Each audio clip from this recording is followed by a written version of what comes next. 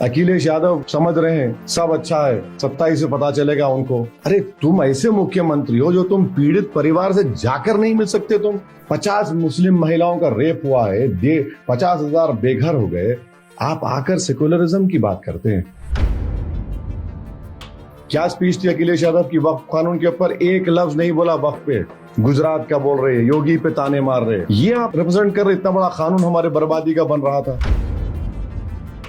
और उनको डर है 27 में क्या करेगा। 27 में जो करना है करूंगा मैं अपनी पार्टी का फैसला हमारी पार्टी करेगी, किसी के मशवरे की जरूरत नहीं है। और अगर कोई तनकीद करेगा तो उसी जबान में उसको अदब के दायरे में है तो अदब के दायरे में जवाब दिया जाएगा।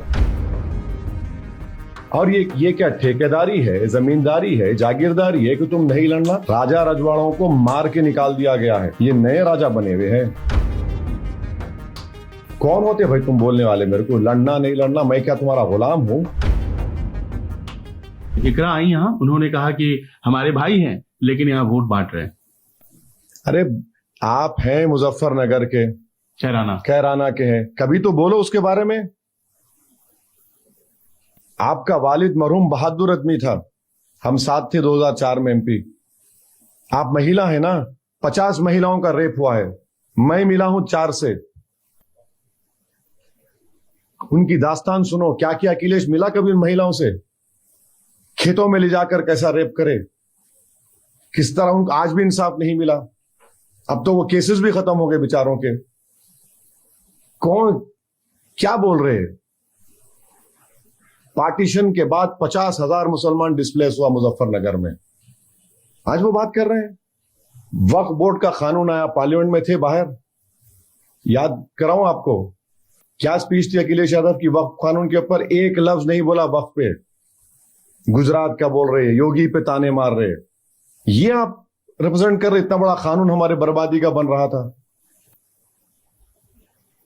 ये सच्चाई है और इनको डर है।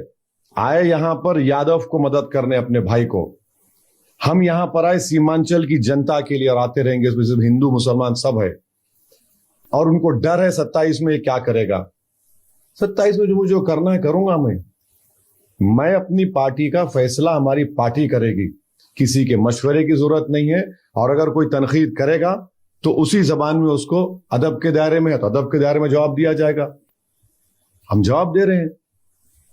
बताइए ना, मुजफ्फरनगर का क्यों नहीं बात करते आप लोग? हमको याद है, हम उन कैंपों में 6-6 दिन गुजारा हूं मैं, सर्दियों में। वो शाहनवाज बच्चा, उसको अल्लाह अच्छा रखे। पर वो बात जो आप कह रहे हैं वो गलत थोड़ी ना है, वो एकदम सही है। लेकिन यहाँ पर क्या वोट काट रहे हैं? एक सुनिए, पिछली बार सरकार नहीं बन पाई थी जैसे लोग कहते हैं। डिबेट करा लो। 19 सीट पे लड़े, कुशवाहा साहब अलायंस में थे, 5 हम जीते, 9 ये लोग जीते गठबंधन वाले, 6 बीजेपी जीती। और 9 जो जीते, हमारे पास इतने वोट नहीं थे कि बीजेपी जीत जाती। जो 6 बीजेपी जीती, हम में इतने वोट नहीं लिए कि इनको जिता देते। और ये क्या ठेकेदारी है, जमींदारी है, जागीरदारी है कि तुम नहीं लड़ना?